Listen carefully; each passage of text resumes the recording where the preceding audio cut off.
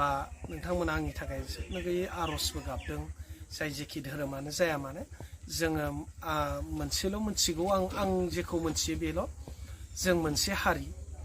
जों बर' हारि अरायसम जों मोजाङै थांनानै थानांगौ आरो बयबो इसोरनि अननायजों दिनैबो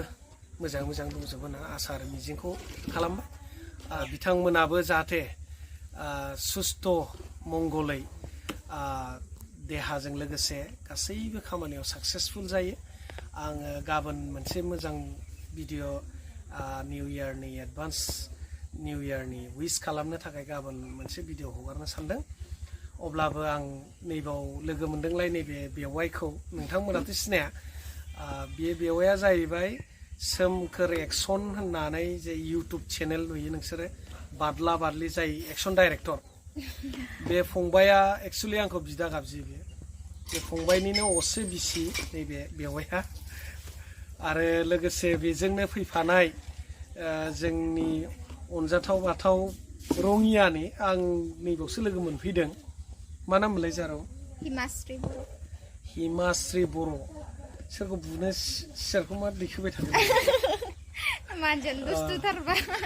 दलद दोन जिखुनु दिनै फैया ना माला फैया नोंलाय दहाय फुङाव फैदो रायलायनाया एसे आलदा जायो खिन्थु मोजां खोनायो आरो बिसिनिखौ जोंना एसे खाब्रां खोनायो नामा जोंनासो खाब्रां जायो एसे ना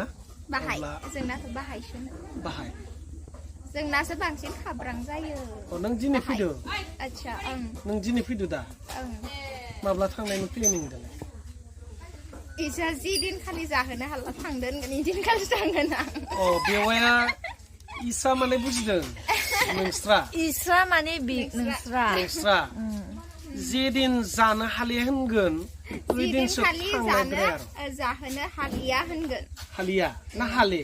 हालिया जाहोनो हाला होनबा थांनाय जि दिनखालि बिसा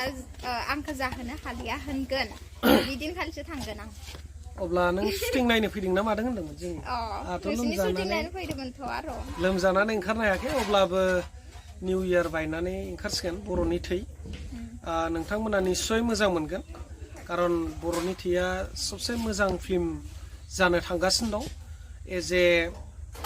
सपना डाइरेक्सन होदों प्रडिउसार मा नाम मोनलाय रोंसाद मुसाहारिमोन नामा रोंसाद मुसाहारि बिथांनि प्रडिउस खालामनायाव बिथाङा गसाइगावनि दा डाइरेक्सन हिसाबै सपन ब्रह्म नोंथांमोनाथ' बयबो मिथियो मेन रल हिसाबै एक्टरा जाहैबाय सोरां नार्जारि लोगोसे फुजा दं एक्ट्रेसाव रिंकि दं रांगाव रानि दं बेबायदिनो एक्ट्रेसफ्राबो जोबनो गैयै दं नामा बाहाय जेनेबा मस्ट सिनियर संगिना ओमफ्राय मा मोनलाय रैसुमै गैया दां अनसुमै ना रैसुमैलाय बे फुराना मोजां अनसुमैसो नेपाल टु बड'लेण्डनि एक्ट्रेसा राजिब बिनि एक्ट्रेसनि नामखौ बावबाय नों गोदो जोंहा मस्ट पपुलार टप एक्ट्रेसनि मादाव बेनोमोन सासे बिसिना शुटिंआ जोब्बाय जानो हागौ आंनिल'सै नामा सोरां आं ओमफ्राय माखासे फुजामोन दं रिंकिमोन दं बिसिनि दङ जाहैबाय दा शुटिंखौ गानानै गोजोननाय मोनदों मानोना बियो रायजोफोरनि गोसोखौ देरहागोन बायदिखौ आं नुहुरो खारन फिल्मा जोबोद मोजां आर्टखौ लानानै बानायनाय जादों हारिनिबो माखासे सेन्टिमेन्टेलि बेयाव दङ उग्रपन्थिखौबो लानानै बानायनाय दं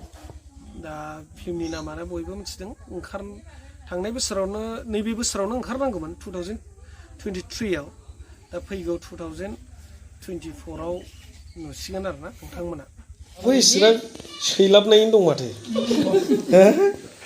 हाबा माबायाव एसे बुरि नुदोंमोन दाथ' सिख्लासिनसो नुबाय माथो अननाय फिल्माव आलासि जानायाव ज' लोगो मोनबाय आरोना दिनै बेखौनो फंनैसो खोन्थानो होननानै आङो नोंथांमोननो फोरमायनाय जाबाय बेसेखिनियाव माबाफोर गोरोन्थि भुल जादोंबा गावनि आंगो साननानै निमाहा होदो आरो लोगोसे फिन खेब गाबोन नोंथांमोनजों नुजानो मोनबावथोंसै बेखौनो इसोरनाव आर'ज गाबनानै एसेयाव फोजोबनाय जाबाय गोजोन्थों